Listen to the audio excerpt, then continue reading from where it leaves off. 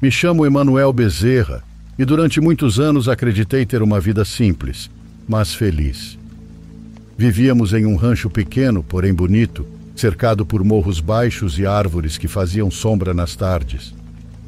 Foi nesse lugar que comecei minha família com Vanessa, minha esposa. Tivemos 5 filhos. 4 deles tinham entre 3 e 8 anos, e o mais novo estava completando seu primeiro ano quando tudo começou a mudar. Até então eu não tinha do que reclamar da minha vida. Ela era rotineira, mas tranquila. Acordávamos cedo todos os dias para cuidar dos animais e preparar a terra.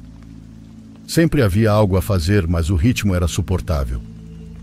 Claro que, como todo casal, de vez em quando discutíamos. Isso acontecia principalmente quando alguma das crianças estava agitada ou quando o trabalho nos deixava de mau humor, mas nada fora do normal. Vanessa era uma mulher muito atenciosa, com uma energia que eu mal conseguia acompanhar. Desde cedo já estava limpando, cozinhando, cuidando das crianças, regando as plantas ou lavando roupa. Ela nunca reclamava do trabalho e às vezes era difícil fazê-la se sentar para descansar um pouco. Minha esposa também era muito religiosa e ensinou as crianças a rezar e orar desde pequenas. Ela sempre ficava com elas para agradecer a Deus antes de dormir. Eu ouvia eles pedindo para que estivéssemos bem e para que nossa vida seguisse um bom caminho.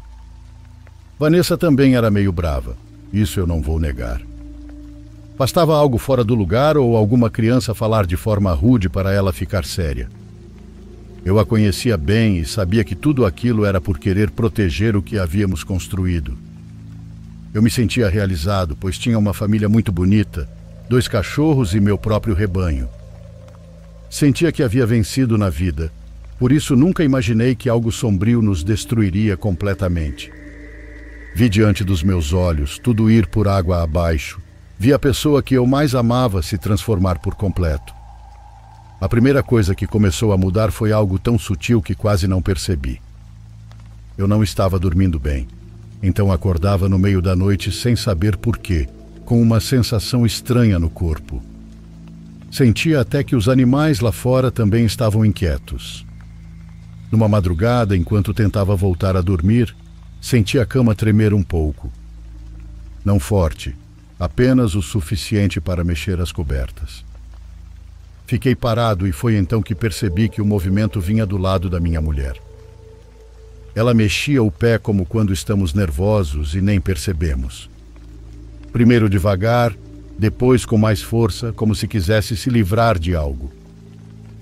No início ela só fazia isso por alguns segundos e parava, mas com o passar dos dias foi aumentando. Teve noites em que ela mexia o pé por vários minutos seguidos, como se algo a incomodasse durante o sono. O curioso é que ela continuava dormindo, respirando normalmente e com uma expressão tranquila. Eu colocava a mão na perna dela para tentar fazê-la parar, mas às vezes não adiantava. Perguntei uma manhã se ela havia dormido bem e ela disse que sim, que não se lembrava de nada estranho. Em outra ocasião contei sobre o pé e ela começou a rir feito uma hiena. Disse que eu devia ter sonhado ou que estava exagerando.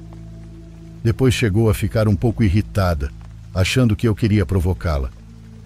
Acabei que deixei para lá, pois havia coisas mais urgentes para resolver no rancho e não tinha tempo para aquilo. Passaram-se algumas semanas e o lance do pé continuava igual, porém agora ela só faltava derrubar a cama. Às vezes dava uma trégua por uns dias e depois voltava parecendo que estava chutando 30 pessoas enquanto dormia. Mesmo sem conseguir dormir, eu não falava nada para não preocupá-la, mas comecei a prestar atenção em outras coisas. Uma tarde, quando cheguei mais cedo do pasto, enquanto estava nos fundos da casa lavando as mãos, escutei sua voz. Pensei que estivesse falando com alguma das crianças, mas quando entrei na cozinha percebi que ela estava sozinha. Estava de costas para mim e parecia mexer com o jantar, mas falava em voz baixa, como se estivesse reclamando de algo. Fiquei parado por alguns segundos tentando entender o que carambolas ela dizia, mas eram palavras meio cortadas, então não dava para entender claramente. Às vezes eu a ouvia do curral murmurando coisas dentro de casa, outras vezes do quarto, como se estivesse conversando com alguém, mas sem esperar resposta. No começo pensei que fosse uma forma de desabafo, talvez por se sentir sobrecarregada, mas aquilo não era comum nela. Vanessa nunca foi assim. Ela sempre foi reservada com seus pensamentos, então nunca tinha feito algo do tipo. Numa ocasião, enquanto eu me preparava para sair ao trabalho, meu filho mais velho se aproximou com uma expressão séria. Disse que às vezes, quando eu não estava, a mãe dele falava sozinha, que parecia brava como se estivesse discutindo com alguém e que isso o deixava com medo.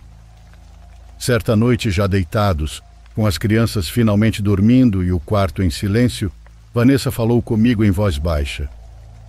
O jeitão que ela falava demonstrava estar nervosa. Virei-me para olhá-la e notei que ela estava com os olhos abertos, olhando para o teto. Ela me contou que naquela tarde, enquanto eu estava no pasto, ela tinha saído até o curral para buscar uns panos. O sol ainda estava alto, já que não passava das 4 da tarde. Disse que foi ali que viu um menino.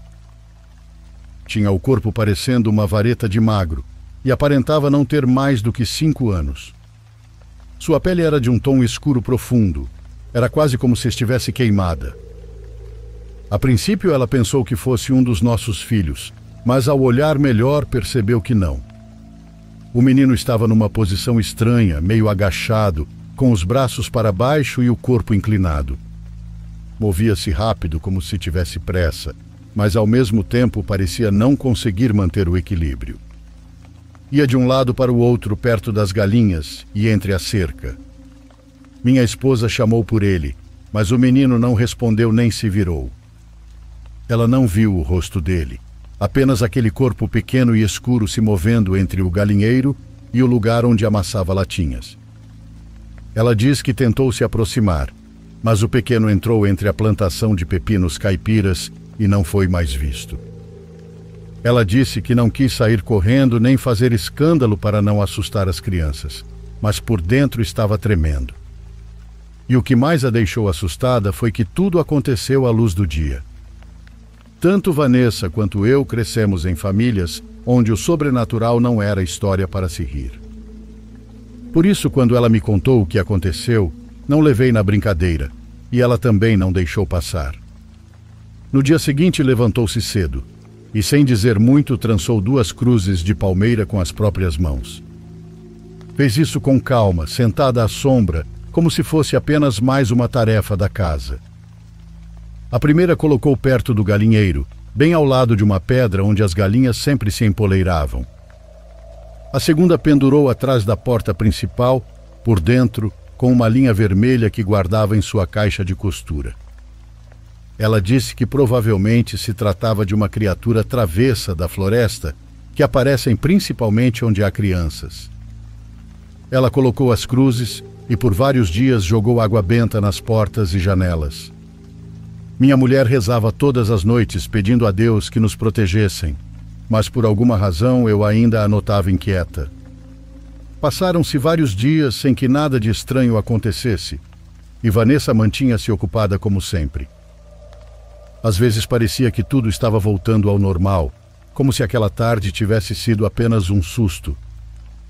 Nas tardes, quando o sol começava a baixar, minha esposa costumava ir ao rio lavar roupa. Era o momento dela ficar sozinha e de se distrair um pouco. Quase sempre levava o bebê nas costas, enrolado em um pano que passava do ombro à cintura. As outras crianças ficavam comigo, e isso já fazia parte da rotina. Eu ficava em casa cortando lenha ou preparando coisas para o dia seguinte, enquanto ela ia com seu cesto no ombro, descendo pelo caminho de terra até a margem do rio. Mas uma dessas tardes foi diferente, e me lembro muito bem. Ouvi a porta se abrir num baque. Dei um grito achando que eram as crianças, mas nisso Vanessa entrou com a respiração ofegante e os olhos bem abertos. Trazia o bebê nos braços e os 2 estavam machucados. Tinham arranhões nos braços e no rosto, como se tivessem caído ou rolado pela terra. O menino de repente começou a chorar sem parar, um choro forte e desesperado, como se o susto ainda estivesse em seu corpo. Ela o sentou na mesa e começou a limpá-lo com uma toalha úmida. Ela tentava acalmá-lo enquanto falava, mas tinha dificuldade em seguir uma única ideia. Eu a ajudei a buscar água limpa e lhe entreguei um pano. Depois, já mais tranquila, ela me contou o que tinha acontecido. Disse que estava no rio, perto da pedra grande onde sempre se sentava para esfregar roupas. Enquanto se distraía, ouviu um barulho estranho, como se alguém estivesse nadando devagar. Levantou o olhar e ele estava lá, em cima de uma pedra do outro lado. Era o mesmo menino que ela tinha visto perto do galinheiro. A pele ainda era aquela queimada, de uma cor escura que não parecia natural. Não se movia, apenas a olhava de longe. Ela sentiu um medo que não soube explicar, então deu um passo para trás, ainda com o sabão na mão, e então a criatura se lançou na água. Não desapareceu, apenas começou a se mover, mas não nadava como uma pessoa. Era um movimento estranho, e quando saiu da água começou a ir em direção a ela. Vanessa saiu correndo com o bebê ainda amarrado nas costas. Disse que rezava alto, do jeito que conseguia, e que só pensava em chegar em casa. Mas no meio do caminho sentiu algo. Não foi só o peso do menino, sentiu como se algo tivesse se agarrado e subindo nas suas costas. Não soube como aconteceu, mas no caminho ela perdeu o equilíbrio. O pano se desamarrou e os dois caíram no chão. Ela arranhou os braços e o rosto na queda, e o bebê bateu contra uma pedra pequena. A primeira coisa que fez foi pegá-lo no colo, ver se estava tudo bem e abraçá-lo forte. Ela olhou ao redor para ver se aquela coisa ainda estava por perto, mas não havia nada, apenas o mato, as pedras e o som do vento entre as árvores. Naquele momento, enquanto contava, Vanessa não conseguia esconder o medo, pois ele estava estampado em seu rosto. Suas mãos tremiam e meu pequeno continuava chorando sem parar. Depois do que aconteceu no rio, minha esposa nunca mais foi a mesma. Ela começou a ter pesadelos quase todas as noites. Se mexia dormindo, murmurava coisas entre os dentes e às vezes acordava de repente, ensopada de suor e com o olhar perdido. Dizia que não lembrava o que tinha sonhado, apenas que sentia medo. O que eu achava estranho é que às vezes os cachorros ficavam malucos lá fora. Porém, o que mais me chamava a atenção era o cheiro da minha esposa. Quando íamos dormir, às vezes já com as crianças no quinto sono e o silêncio da casa pesando, vinha um cheiro estranho do corpo dela. Não era suor comum, era um cheiro de madeira chamuscada, com um toque de ferrugem. Eu notava isso principalmente quando me aproximava do pescoço dela ou quando passava por ela na cozinha. Não era constante, mas aparecia de repente um cheiro forte, que não saía mesmo quando ela tomava banho. Com o passar dos dias, o humor dela também começou a mudar. Vanessa, que sempre foi paciente com as crianças, de repente se irritava com qualquer coisinha. Se uma delas derramasse água ou brigasse por um brinquedo, ela levantava a voz de um jeito que não era dela. Depois dava para ver em seu rosto que ela se arrependia, pois ficava em silêncio, olhando para a parede. Uma coisa impossível de não notar é que até o tempero dela mudou. A comida da minha esposa era algo que todos esperávamos com gosto. Ela sempre cozinhava com calma, mas de repente tudo começou a sair salgado e o arroz mais papa que qualquer outra coisa. Também estava exagerada, já que uma vez arranquei quase 20 folhas de louro do feijão. Já ela dizia que a comida estava sem gosto e que faltava algo. Mas nem eu nem as crianças conseguíamos comer mais que 2 colheradas. Deixávamos os pratos quase cheios e ela não dizia nada. Só comia em silêncio, como se não notasse a mudança. Nessa época, tentamos nos aproximar mais de Deus. Quase nunca íamos à igreja porque ficava a cerca de 2 horas a pé. Ainda assim, normalmente íamos uma vez por mês, a pedido da minha mulher. Em casa, borrifávamos água benta nos cantos e colocava azeite ungido nas cortinas, azeite esse dado por uma amiga muito próxima de nós. Fora tudo isso, ainda mantínhamos uma vela acesa no altar, aquele que tínhamos no canto do quarto, com as imagens de São Miguel, Jesus e a Virgem. Mas nada parecia funcionar, já que minha esposa não melhorava. Comecei até a notar que ela já não rezava à noite, nem pedia mais para as crianças rezarem antes de dormir. Foi por essa época que comecei a notar algo no meu filho mais velho. Ele sempre foi calmo, daqueles meninos que preferem ficar em casa ajudando a mãe a cuidar dos irmãos. Mas de uns tempos para cá insistia em ir comigo para a roça.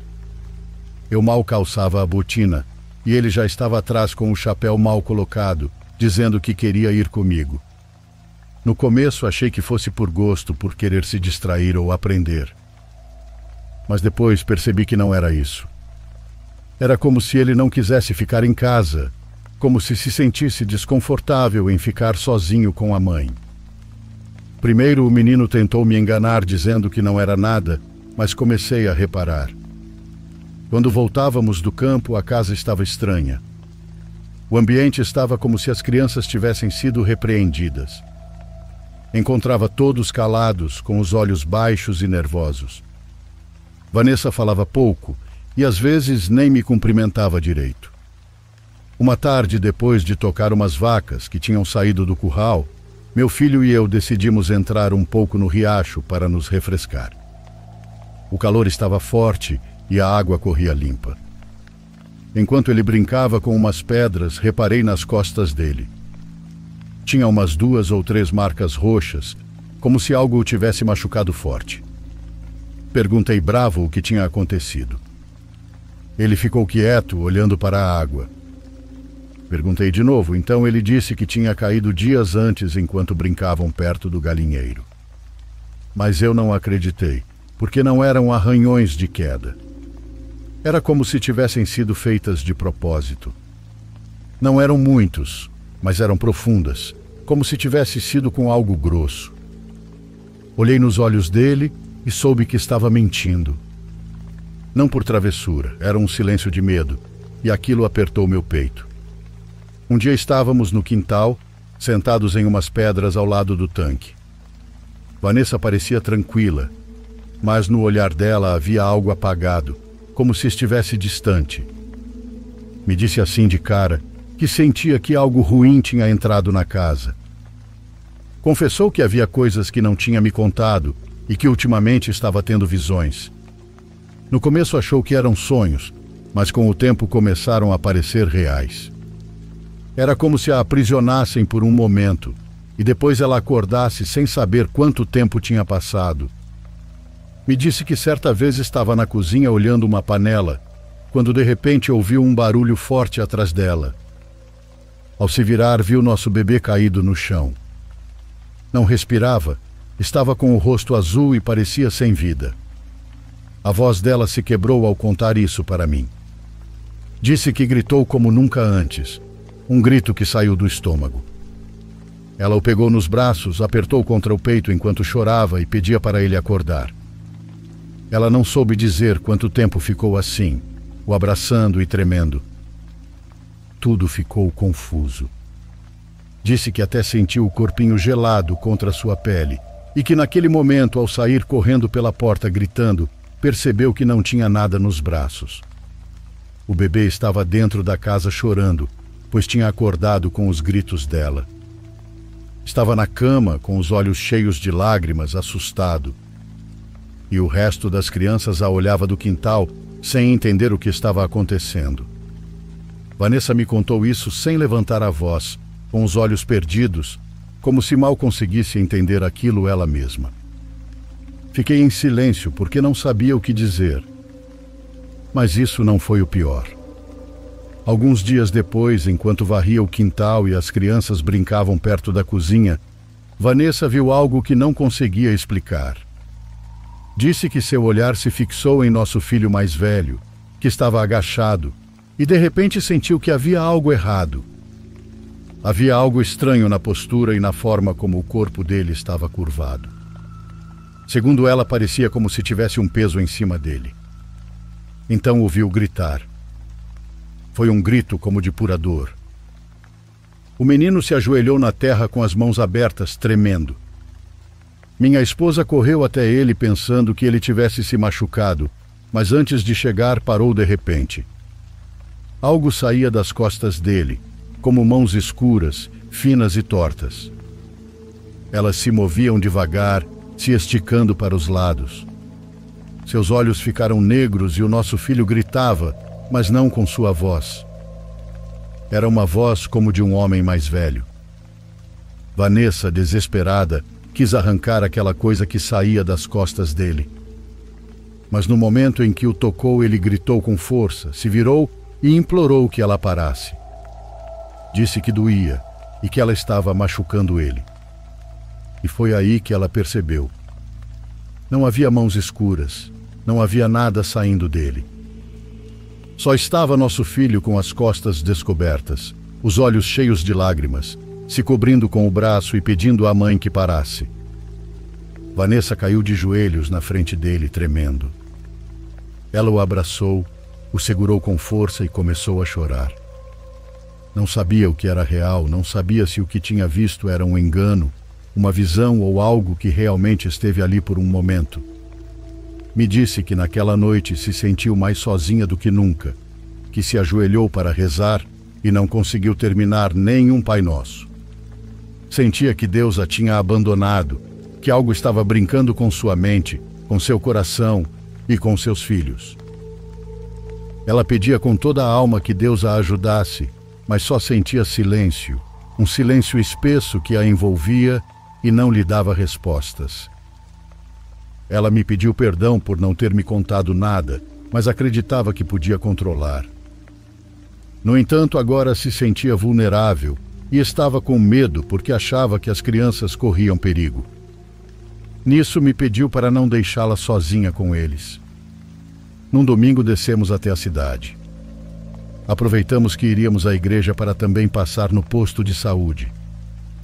Não queríamos alarmar as crianças, mas eu já não conseguia lidar com a preocupação da Vanessa estar cada vez mais calada e apagada.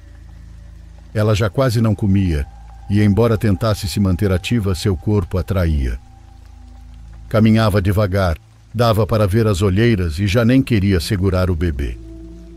Ela fazia isso pois tinha medo de machucá-lo. O posto de saúde era pequeno, como tudo naquele lugar. Tinha uma sala com 2 bancos de madeira, uma escrivaninha e um consultório ao fundo. Nada mais. Não havia muitos remédios, nem sequer uma enfermeira fixa. O médico era um rapaz jovem de outro país que só vinha em certos dias da semana. Ele contou a Vanessa que ultimamente tinham tido escassez de medicamentos e que a maioria dos casos eram enviados para o centro urbano. Ela disse que se sentia cansada, que o corpo doía e que tinha sonhos estranhos que não a deixavam dormir. Mas não contou tudo, já que escondeu as visões como pesadelos. Estava escondendo coisas. O médico a examinou por baixo, deu alguns comprimidos simples e uma receita que nem adiantava muito, porque não havia farmácia por lá. Para consegui-los, teríamos que ir até a cidade vizinha, e não tínhamos como fazer isso. Não com todas as crianças, porque não tínhamos ninguém com quem contar. Depois daquela visita, minha esposa piorou. Não de uma vez, mas dia após dia. Era como ver uma semente de abacate secar sobre o sol.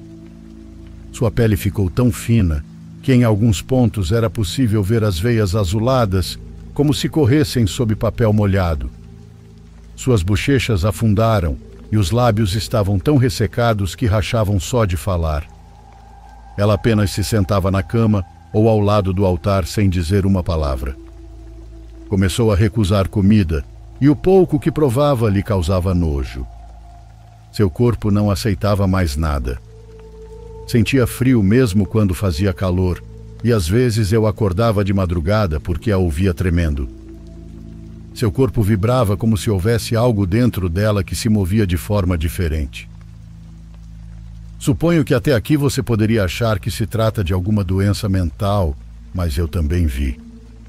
Meus filhos também viram. Tudo no rancho se espalhou tão rápido que quase perdi a cabeça. Os dias se tornaram pesados, mas as noites eram muito piores. As crianças já não queriam dormir sozinhas. Chegava essa bendita hora e elas se amontoavam no batente da porta, com os cobertores arrastando pelo chão, pedindo em voz baixa se podiam dormir no quarto com a gente. Não pediam com birras nem com choro, pediam com medo. No começo achei que fosse por ver a mãe tão fraca e diferente, mas uma noite o mais velho me confessou que havia algo no quarto deles. Disse que nas madrugadas aparecia uma sombra alta que se movia entre as camas.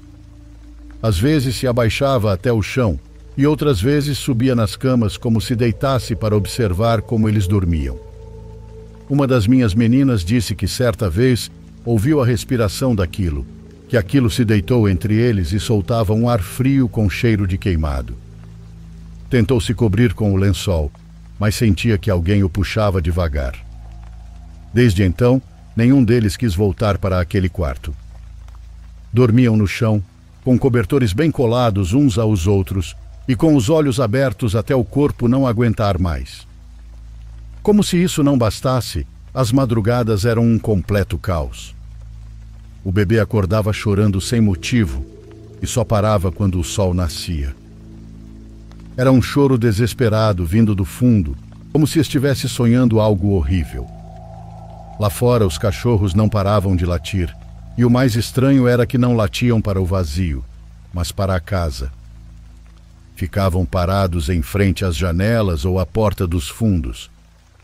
Rasgavam a terra com as patas e rosnavam baixo, como se estivessem vendo alguém parado ali. Minha esposa passava a noite se virando na cama e murmurando coisas que não se entendia. Outras vezes acordava com um gemido de dor, encolhida como se algo a apertasse por dentro. E o mais aterrador era que algumas noites chorava em silêncio. Chorava olhando para o teto, deixando que as lágrimas corressem pelas bochechas, enquanto o resto da casa se enchia de frio. Houve momentos em que eu não sabia o que fazer. Me sentava na beirada da cama, ouvindo o rangido da madeira. Tudo parecia invadido, como se a casa já não nos pertencesse, como se houvesse algo dentro de cada parede e debaixo do chão. Naquele tempo, a comunicação entre as casas era quase inexistente. Não havia telefones, nem rádio, nem forma de mandar mensagens rápidas. Se alguém queria falar com outra pessoa, tinha que caminhar, bater na porta e conversar cara a cara. Ou, na melhor das hipóteses, mandar um recado com alguém que passasse por ali, se passasse alguém. Mas isso não era comum, já que morávamos isolados. O mais próximo eram outros ranchos espalhados entre os morros, com trilhas que se perdiam entre os matos e veredas. Ir à casa dos meus pais ou ao dos sogros era uma longa viagem. A pé levava 6 horas, talvez mais se o caminho estivesse molhado ou se eu precisasse carregar algo. Pensei nisso muitas vezes. Ir sozinho, buscar ajuda, pedir ao meu pai ou ao meu sogro que viessem. Mas não podia deixar a casa, não com meus filhos ali, e menos ainda com Vanessa naquele estado. Algo dentro de mim não permitia. Também tentei levá-los todos comigo. Pensei em caminhar com eles, amarrar bem o bebê, levar comida em uma sacola e fazer pausas. Mas assim que dava alguns passos rumo ao mato, minha esposa começava a delirar. Gritava coisas sem sentido e perguntava pelas crianças mesmo com elas à sua frente. Começava a se arranhar nos braços, a chorar e a dizer que não a deixássemos sozinha com aquilo, sem dizer o que era exatamente. Também não podia deixá-la sozinha. Tinha medo que ela fizesse alguma coisa enquanto eu não estivesse. Era como se a casa tivesse virado uma armadilha. Tudo estava errado, nada funcionava. Os dias passavam e as coisas só pioravam. As crianças já quase não falavam, nem mesmo para brincar. Eles ficavam perto de mim, com os olhos sempre atentos, como se esperassem que algo pulasse de algum canto. Até que numa noite Vanessa me pediu. Me segurou pelo braço com a pouca força que ainda tinha e me disse para amarrá-la. Não com gritos nem raiva, ela pediu com calma, como se soubesse que já não aguentava mais. Disse que sentia que algo a estava provocando e que não confiava em si mesma. Disse que havia momentos em que não lembrava o que fazia nem o que dizia, que tinha medo de olhar para as crianças e sentir coisas que não devia sentir.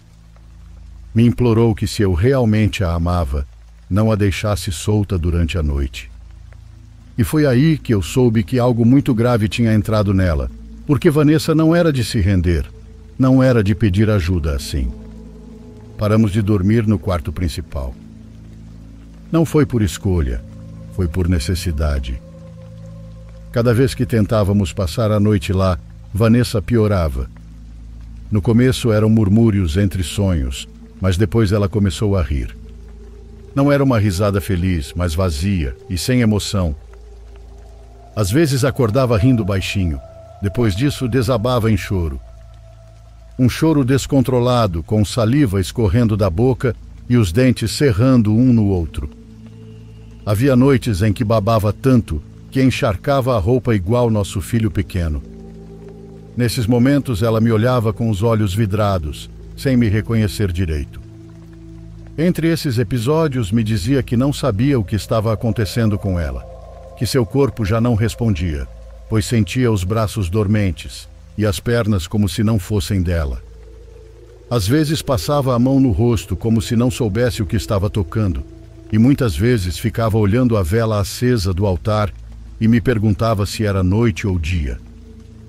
Perdia a noção do tempo, como se a mente estivesse flutuando em outro lugar, como se ela já não estivesse mais entre nós. Numa dessas tardes, depois de vários dias trancados, decidi levar as crianças ao rio. Pensei que um pouco de ar fresco poderia acalmar todos nós. Levei o bebê nos braços e os outros correram na frente, descalços e rindo. O sol estava alto e a água corria tranquila. Sentei-me na beira com o menorzinho, enquanto os outros entravam aos poucos, chapinhando sem a mesma empolgação de antes. Eu estava exausto e vazio. Fiquei olhando para a água sem pensar em nada, com a mente em branco, como se não aguentasse mais nada. Foi então que ouvi o grito. Levantei os olhos de repente e vi uma das minhas meninas, a mais magrinha, sendo arrastada pela correnteza. Ela lutava para se manter no topo, esticava os braços, batia as pernas, abria a boca, mas nenhum som saía. Me joguei na água sem pensar, com o coração batendo com força no peito. Fui por entre as pedras, sentindo a água empurrando minhas pernas. A vi perto com o olhar desesperado e os olhos cheios de terror. Estendi os braços e a agarrei. Senti que estava fria e no desespero começou a arranhar meu peito. Dizia para ela que já estava comigo, que se acalmasse e que tudo ia ficar bem. Mas de repente ela escapou, como se a água a arrancasse das minhas mãos. Mergulhei procurando por ela, mas nada, só espuma e pedras. Me virei, gritei seu nome e, ao olhar para a margem, a vi em pé com os irmãos, me olhando como se não entendesse o que eu fazia na água. Fiquei maluco nessa hora e comecei a tremer sem igual. Não sabia se tinha enlouquecido, se estava sonhando acordado ou se algo estava me fazendo ver coisas que não existiam. Mas a sensação de tê-la nos braços foi real. Senti o peso dela, a pele gelada, o desespero, tudo. O que quer que estivesse nos afetando já não era só com Vanessa. Algo mais tinha começado a brincar comigo também. Depois do que aconteceu no Rio, soube que não podia mais esperar. Naquela noite, sentei-me na beira da cama, com as crianças já dormindo aos meus pés e o bebê enrolado num lençol. Segurei a mão da Vanessa, que estava deitada de lado, olhando para a parede. Falei com calma, tentando não deixá-la nervosa. Disse que no dia seguinte iríamos para a casa dos meus pais que precisávamos de ajuda e que não podíamos continuar assim sozinhos. Mas ela nem esperou eu terminar e se levantou de repente. Começou a dizer que não queria ir para lugar nenhum, que não atirasse dali e que se eu a levasse algo ruim ia acontecer. Mesmo amarrada, ela batia a cabeça contra a parede de adobe tantas vezes que por um momento achei que fosse derrubá-la. As crianças acordaram chorando e assustadas. Juro por Deus que tudo estava se complicando. Cheguei a chorar, sentindo como se milhares de formigas estivessem andando pelo meu corpo inteiro. Tive que amarrar os cachorros longe de casa.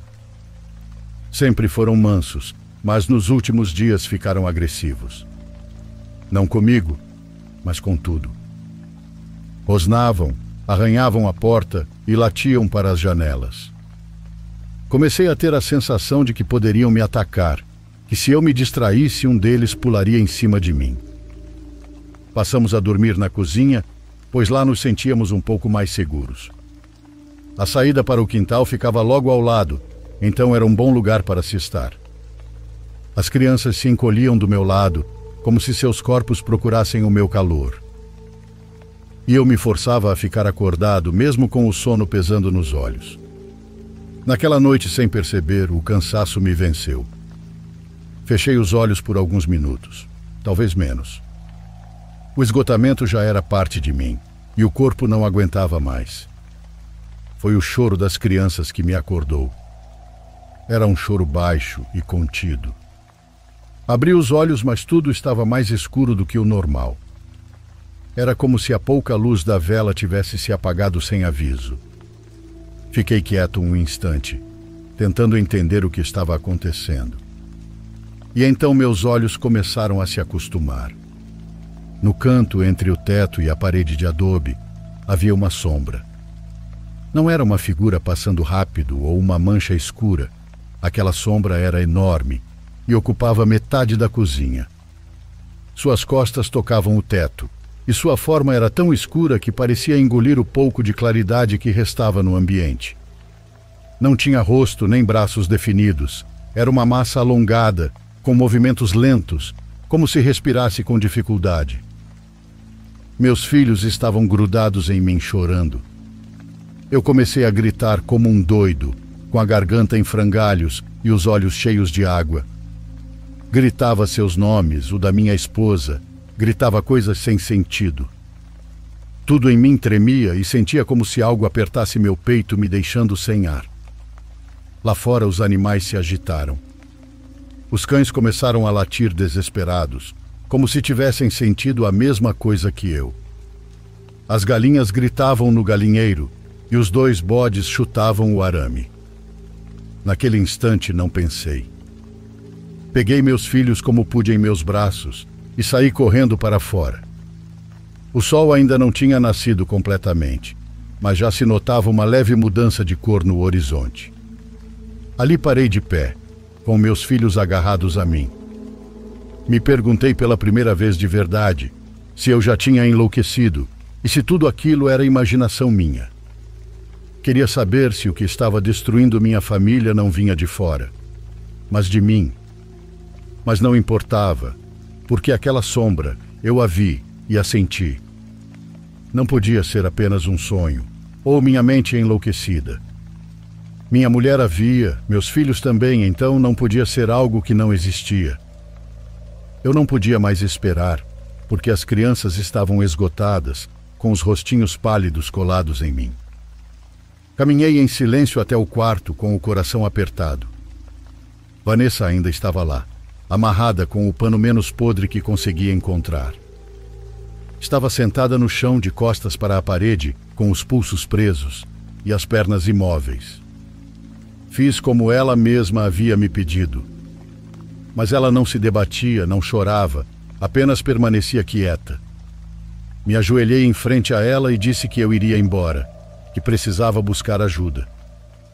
Não sabia o que estava acontecendo naquela casa, mas não podia continuar assistindo tudo desmoronar diante de mim. Jurei que voltaria naquela tarde e que subiria até a casa dos meus pais, mesmo que fossem 6 horas de caminhada.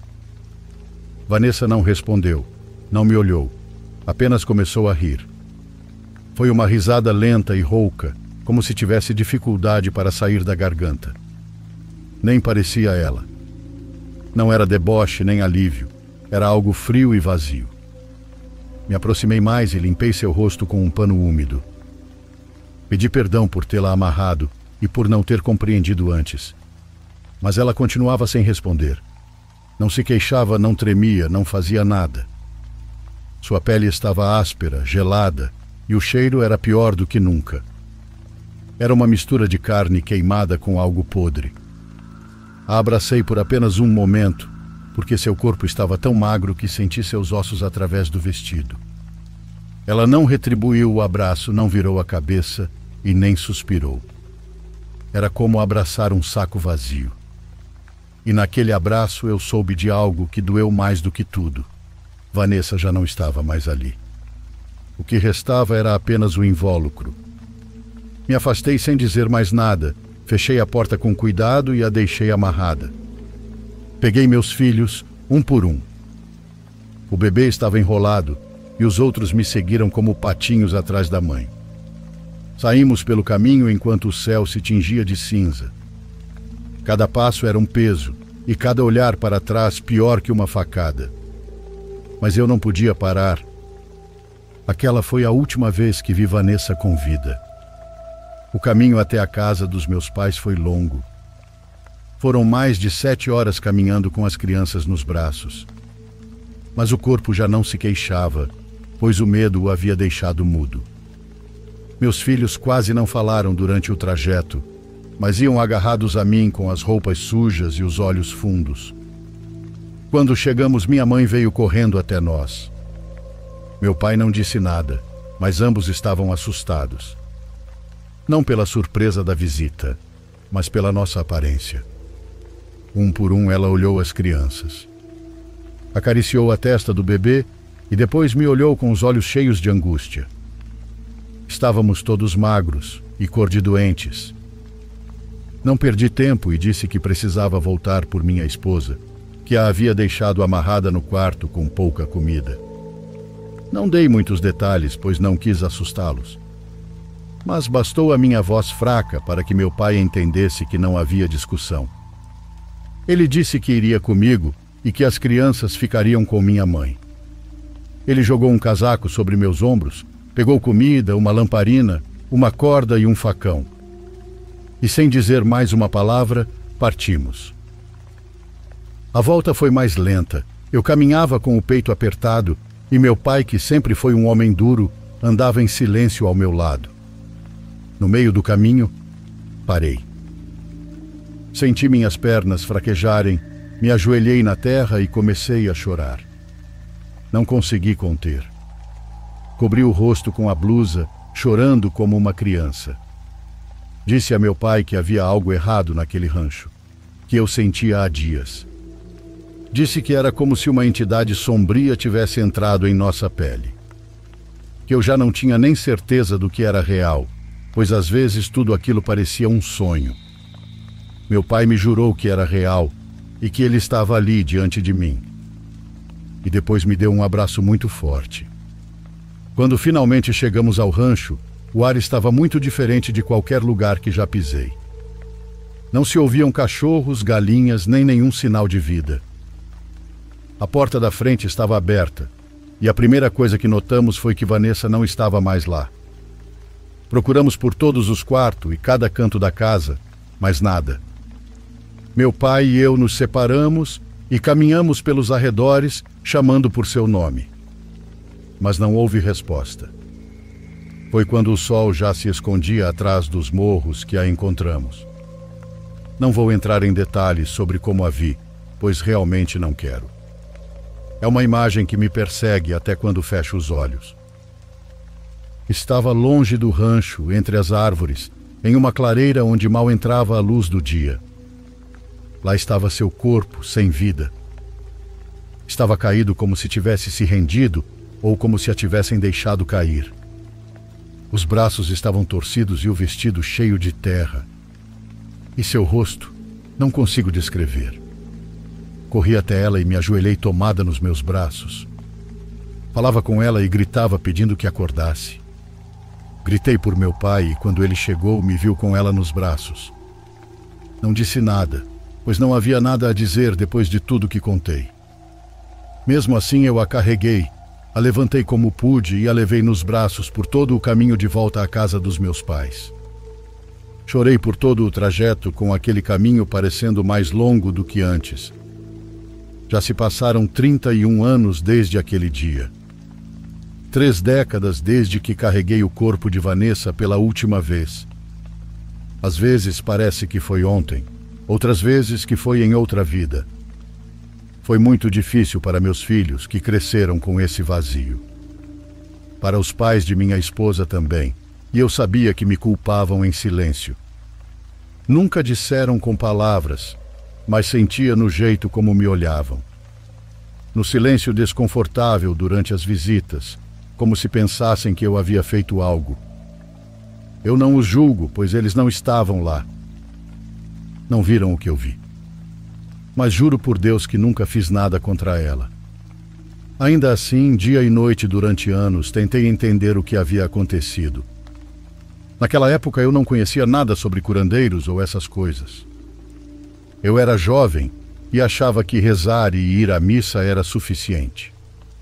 Nunca imaginei que havia quem pudesse ter feito algo. Talvez se eu os tivesse procurado a tempo, Vanessa ainda estaria aqui. Desde aquele dia fiquei morando com meus pais. Ali criei meus filhos e nessa casa os vi tornarem-se homens e mulheres que aprenderam a seguir em frente com o vazio da mãe sempre presente. Eles a lembram com carinho e às vezes me perguntam como ela era antes de adoecer. Do que ela gostava, como cozinhava e como ria.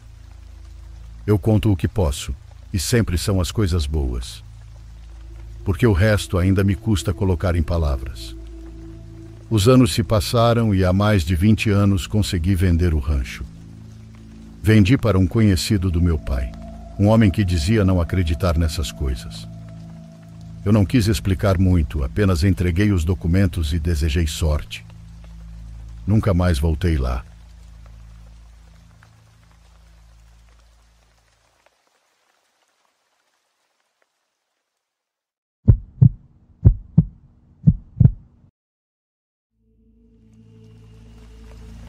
Eu tinha apenas 17 anos na época e todo ano, logo antes da semana do Natal, minha mãe precisava fazer uma viagem de negócios de 3 dias a trabalho. Sendo filha única e morando só com ela, eu passava esses dias sozinha em casa. Normalmente ela saía antes das férias de inverno, então eu ficava na escola durante a maior parte do dia. Mas naquele ano, ela viajou no mesmo dia em que a escola entrou em recesso para o feriado. Com a casa só para mim, não queria nada além de ficar dentro de casa, relaxando o dia todo. Nossa cidade estava enfrentando uma espécie de tempestade de neve, então sair de casa nem era uma opção. Preparei um pouco da comida que ela havia deixado para mim e escolhi um filme novo para assistir. No entanto, precisei pausá-lo várias vezes ao longo de algumas horas, porque o vento e a neve ficavam muito altos de repente. Parecia que sempre que eu olhava pela janela, o clima estava pior. Então, por volta das 7 ou 8 da noite, ouvi passos vindo em direção à porta da frente. Os passos soavam contra a neve e a pessoa tossiu várias vezes enquanto subia lentamente na varanda. Não fazia ideia de quem poderia ser. Pausei tudo e fiquei olhando para a porta, esperando que a pessoa batesse ou tocasse a campainha. Conforme os minutos passavam, comecei a ficar nervosa, pois algo parecia errado. Acho que esperei 3 ou 4 minutos sem ouvir nada, antes de me aproximar da porta e olhar para fora. Não havia ninguém. Eu conseguia ver as pegadas indo até a porta, mas voltando pelo mesmo caminho de onde vieram. Fiquei muito confusa, pois tinha ouvido claramente alguém subindo, mas não ouvi quando partiram. Além disso, com a tempestade de neve lá fora, qual seria o motivo de alguém vir até minha casa? A única explicação que consegui imaginar foi que a neve estava dificultando a visibilidade e a pessoa talvez tenha confundido minha casa com a dela. Talvez, ao perceber o engano, não quisesse assustar ninguém e tenha saído em silêncio. Era uma teoria um pouco improvável, mas possível. Depois de um tempo parei de pensar nisso e fiquei mais preocupada com a tempestade, pois a energia caiu algumas vezes por vários minutos antes de voltar.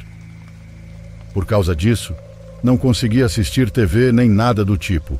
Então me sentei no sofá e fiquei mexendo no celular.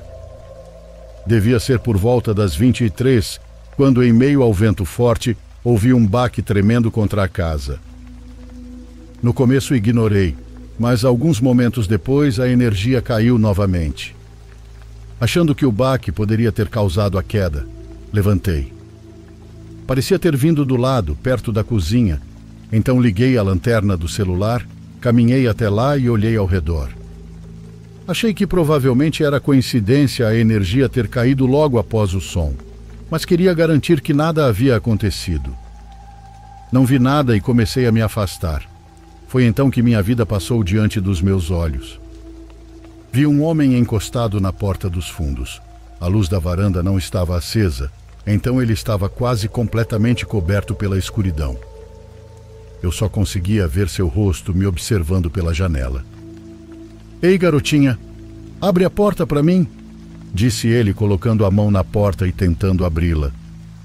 Minha mente ainda não havia processado a situação, e eu apenas fiquei parada, olhando para ele. "Garota, abre a porta, por favor." O homem começou a tossir e eu comecei a recuar. Foi então que o rosto dele se transformou em uma expressão perturbadoramente séria. "Abre a porra dessa porta vadia!" ele gritou, batendo na porta com força várias vezes. Corri de volta para o sofá, peguei meu celular e fui para o corredor, de onde fiquei observando o homem enquanto ligava para a polícia. Meu celular estava com dificuldades de sinal e a chamada caía, mas depois de algumas tentativas consegui pedir ajuda. O homem continuou gritando e batendo na porta, mas, eventualmente, foi embora. Imagino que a tempestade tenha atrasado a chegada da polícia, pois eles levaram quase 30 minutos para aparecer. Contei o que consegui, depois liguei para minha mãe para explicar o que havia acontecido. Ninguém sabia ao certo o que pensar. Ele poderia estar me perseguindo e tentando me manipular para deixá-lo entrar, ou talvez realmente precisasse de ajuda, embora isso fosse improvável. Nunca mais vi aquele cara depois daquela noite.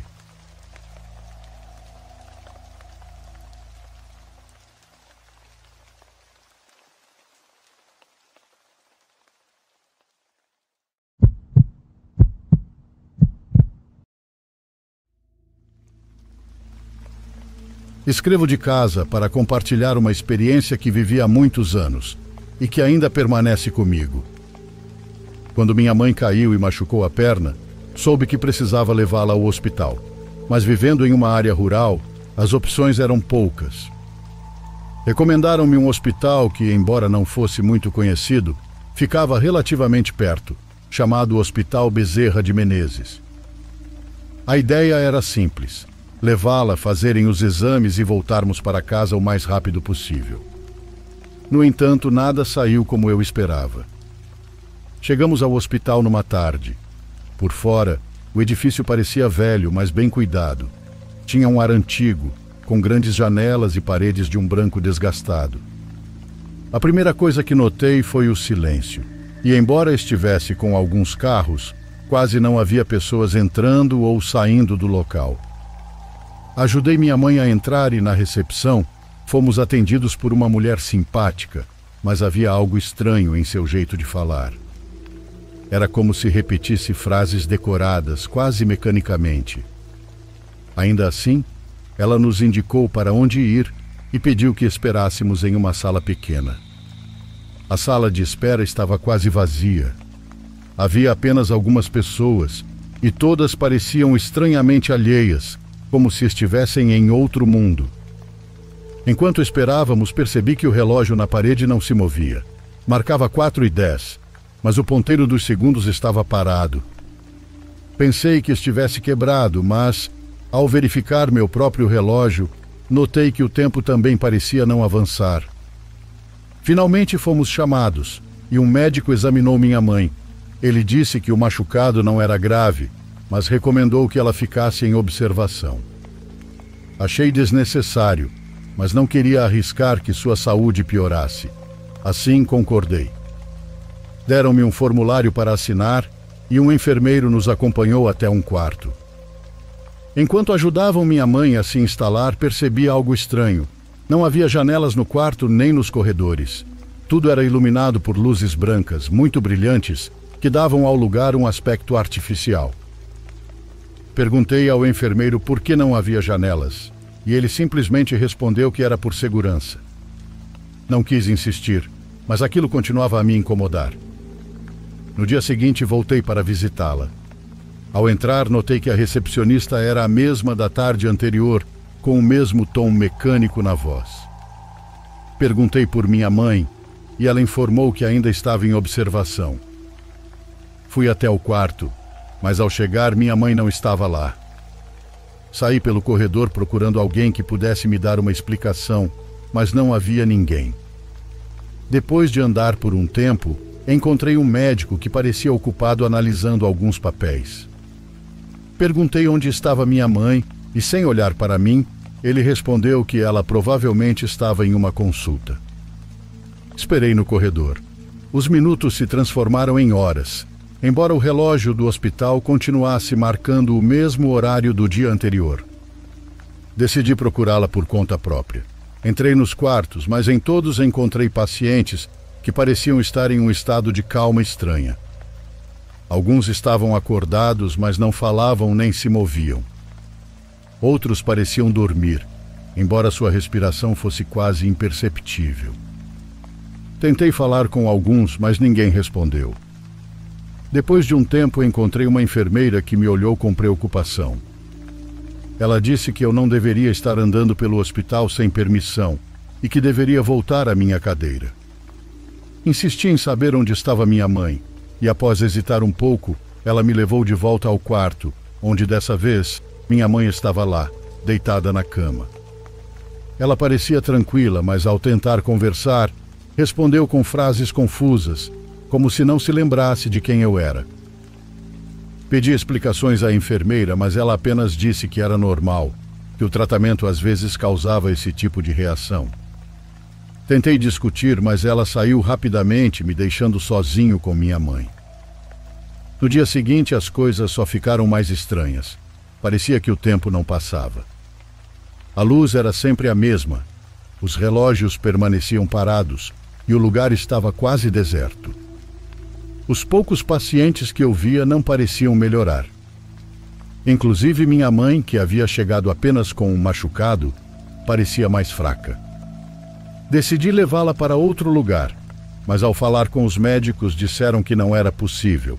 Garantiram que retirá-la do hospital colocaria sua vida em risco. Insisti, mas recebi sempre a mesma resposta.